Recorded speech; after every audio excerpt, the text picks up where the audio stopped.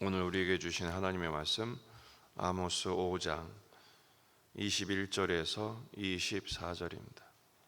아모스 5장 21절에서 24절 말씀 함께 읽겠습니다. 내가 너희 절기들을 미워하여 멸시하며 너희 성회들을 기뻐하지 아니하나니 너희가 내게 번제나 소제를 드릴지라도 내가 받지 아니할 것이요 너희의 살찐 희생의 화목제도 내가 돌아보지 아니하리라. 내 노랫소리를 내 앞에서 그칠지어다 내 비파 소리도 내가 듣지 아니하리라.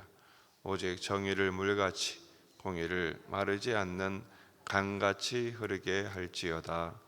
아멘. 본문에 계시된 주님은 어떤 분이십니까? 정의를 물같이 공의를 마르지 않는 강같이 흐르게 하기를 원하십니다. 하나님이 청천벽력 같은 말씀을 하십니다. 21절부터 보면 내가 너희 절기를 미워하여 멸시하며 성회를 기뻐하지 아니하나니.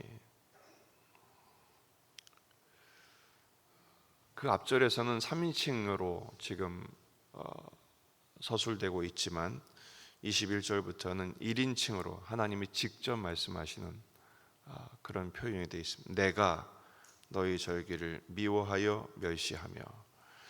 하나님이 절기를 지키라고 명령하지 않으셨나요? 또 성회로 모이라고 그렇게 명령하셨습니다. 그런데 이제는 미워하고 멸시하시겠답니다.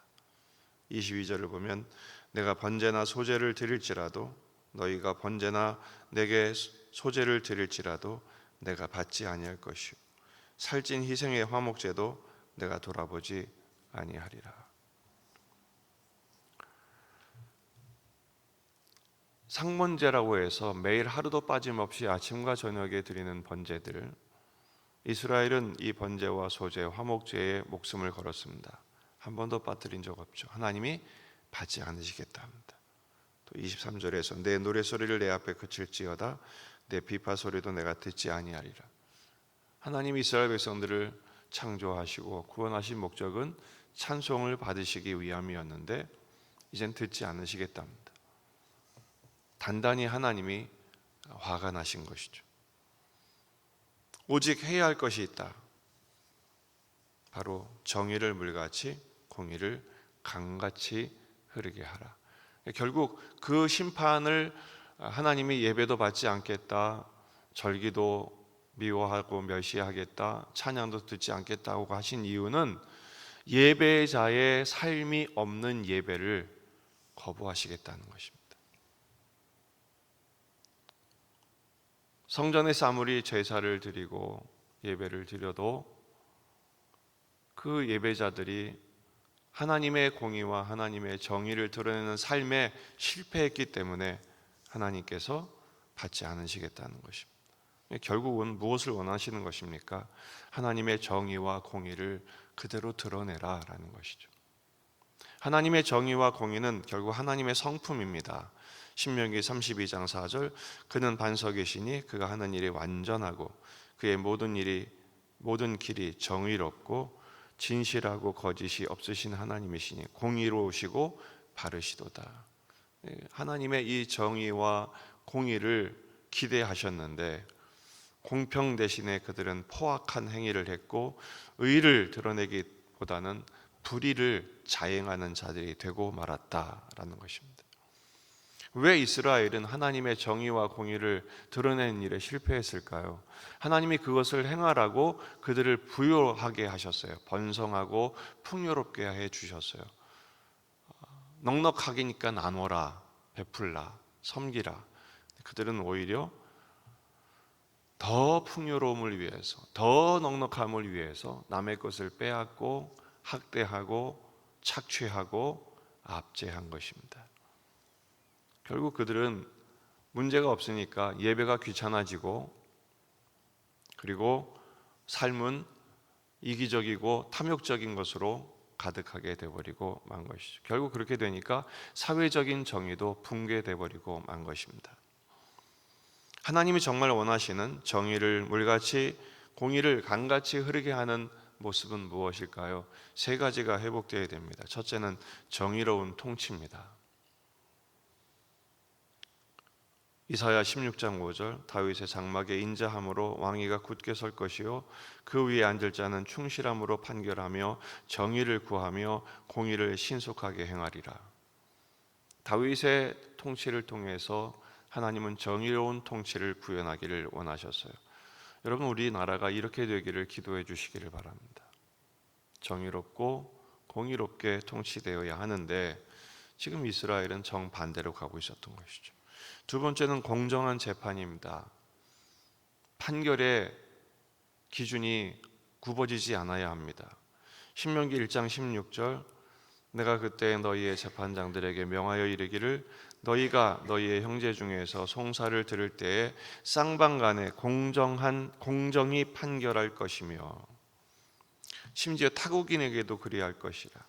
외모를 보지 말고 귀천을 차별 없이 듣고 사람의 낯을 두려워하지 말 것이며, 사람에 따라서 판결이 굽어져서는 안 된다라는 것이죠. 세 번째는 공정한 거래입니다. 공정한 계산이죠. 신명기 25장 15절, 오직 온전하고 공정한 저울추를 두며 온전하고 공정한 되를 둘 것이라. 팔 때는 비싸게 팔고 살 때는 싸게 사고 그러고 싶은 게 인간의 마음인데 그러지 말라는 것입니다. 공정하게 지불할 것 지불하고 또 받을 건 받고. 경제뿐 문제뿐 아니라 사람에 대한 평가도 마찬가지입니다. 다른 사람에 대해서는 한없이 인색하고 꼼꼼하게 따지면서도 자신에 대해서는 한없이 관대하고 허용하는 그런 잣대, 기울어진 잣대가 문제가 생기는 것입니다. 정의의 통치, 공정한 재판, 공평한 거래. 하나님께서는 이런 사회를 통해서 사회의 정의를 이루고 약자들을 돌보고 그리고 섬기는, 그래서 모두가 풍성해지는 나라가 되는 것을 주님은 원하시죠. 어떻게 이것이 가능할까요? 인간의 힘으로는 그것이 가능하지가 않습니다. 그래서 그 모든 정의와 공의를 예수님이 십자가에서 완성해 내신 것입니다.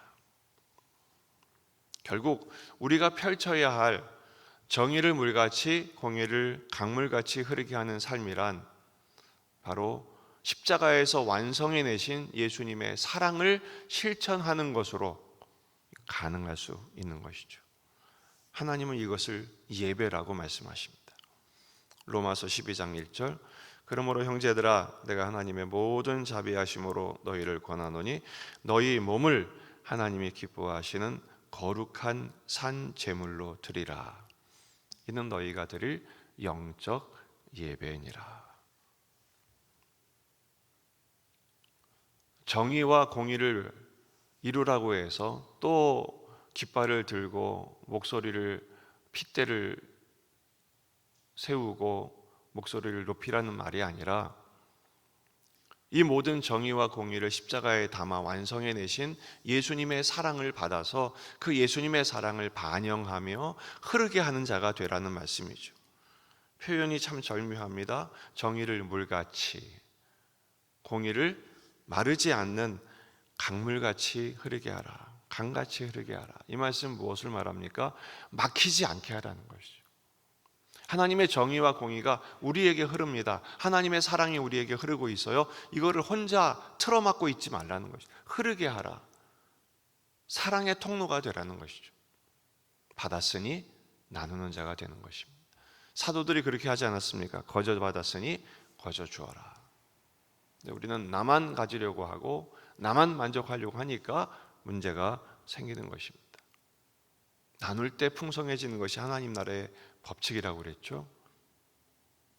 욕심 부리지 말고 나누고 베푸는 만큼 오히려 풍요해지고 넉넉해지는 것입니다.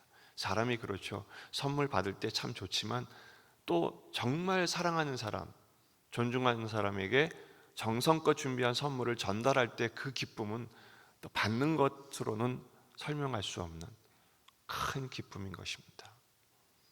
여러분, 정의와 사랑, 공의를 사랑으로 완성하는 십자가의 삶을 실천하는 저와 여러분이 되기를 주의 이름으로 축원합니다. 기도하시겠습니다. 말씀을 붙들고 우리 자신과 가정과 교회와 지역의 복음화, 민족의 복음화, 세계 복음화를 위해서, 환우들을 위해서, 군의 아들들을 위해서 여러분 가정 기도 제목들 가지고 간절히 기도하시다가 돌아가시겠습니다. 다 같이